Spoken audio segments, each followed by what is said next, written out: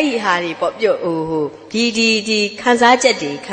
ကိုကျမတို့ကစာထဲမှာထည့်တယ်ဒါပေမဲ့အဲ့လိုထည့်ဖို့အတွက်ဆိုလို့ရှိရင် liberal art ဆိုတာဘာလဲဆိုတာလဲကျမတို့သိဖို့လိုအပ်တယ်လို့ထင်တယ်အခုစီးပွားရေးတက္ကသိုလ်မှာကျမတို့သင်ရတဲ့ subject တွေအများကြီးကျမတို့နားမလည်တော့ subject တွေပေါ့နော်ဒါပေမဲ့ဘယ် subject ပဲသင်ဘာသာရပ်တွေအကုန်လုံးထဲမှာ liberal art လို့ခေါ်တော့အနုပညာအဲ့ဟာကိုတော့ကျမတို့သင်စေခြင်းနဲ့တကယ်လို့မသင်ရရင်လည်းကိုယ့်ဟာကိုယ်အပြင်ကနေလေ့လာစေခြင်းနဲ့ liberal art ဆိုဒီမှာပါလဲ liberal liberal arts art ပေါ့နော်စိတ်ကိုလွတ်မြောက်စေသောအနုပညာအဲ့ဒါပါလဲဆော့ဆော့ဝေလရဲ့ music အဲ့ဒါလဲစိတ်ကိုလွတ်မြောက်စေတာဒီလိုပဲဒီပန်းအလှထိုးခြင်းအနုပညာဒါကလဲကျမတို့စိတ်ကိုအော်သွားစေတယ်တန်တရတ္တခံစားရစေတယ်ကြည့်ပါဦးဖြူလေးနဲ့အနေလေးနဲ့လိုက်ဖက်အောင်ထိုးထားလိုက်တာဒါမျိုးပေါ့နော်အဲ့လိုကြည့်ရတဲ့အခါမှာကျမတို့ရဲ့စိတ်နှလုံးကိုနူးညံ့စေတယ်စိတ်ကို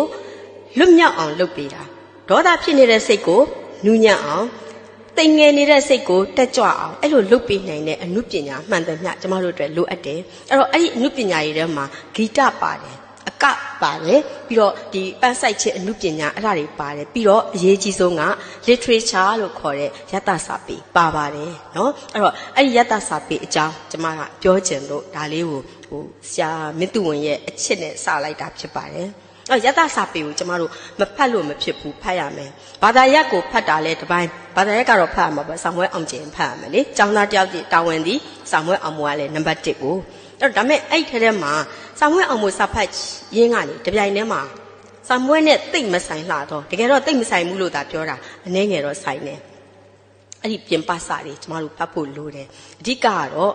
ယတ္တစာပေပေါ့နော်အဲ့တော့စာပေမှာ2မျိုးရှိတယ်အားလုံးသိပါတယ်တုတ္တစာပေရဲ့ယတ္တစာပေရဲ့ကျမတို့ကတုတ္တစာပေကို literature ထဲမှာတချို့ကမထည့်ကြဘူးမထည့်ခြင်းဘူးယတ္တစာပေကိုသာ literature ထဲမှာထည့်ကြတယ်ကျမကတော့တုတ္တရောယတ္တရော2မျိုးပေါင်းပြီးတော့ဒီကျမတို့အတွက်ကိုစိတ်နှလုံးကိုပြောင်းလဲစေတဲ့စာမှန်သမျှစိတ်နှလုံးကိုပြောင်းလဲရမယ်နော်သတင်းအချက်လက်တစ်ခုကယတ္တစာပေမဟုတ်တဲ့အတွက်ဥပမာကျမတို့သတင်းစာဖတ်တယ်သတင်းစာထဲမှာဘယ်နေရာမှာဘာလုပ်တယ်ဘယ်နေရာမှာဘယ်သူကတော့မိန့်ခွန်းပြောတယ်ဒါဟာယတ္တစာပေမဟုတ်ဘူးအဲ့ဒါကိုကျမတို့ literature ထဲမှာမထည့်ဘူးဒါမဲ့သတင်းစာထဲမှာပဲဆောင်းပါးလေးတစ်ပုဒ်သို့မဟုတ် essay လေးတစ်ပုဒ်ရေးလိုက်တယ်အဲ့ဒီ essay လေးဒီ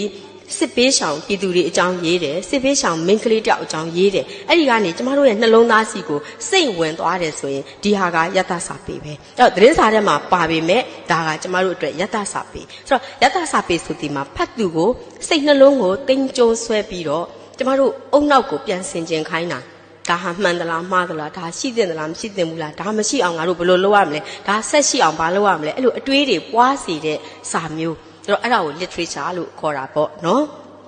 အဲ့တော့အဲ့ဒီ literature ကိုဖတ်စေချင်ပါတယ်အဲ့ဒီလိုဖတ်ဖို့ဆိုရင်ရည်ရွယ်ချက်ရှိရမယ်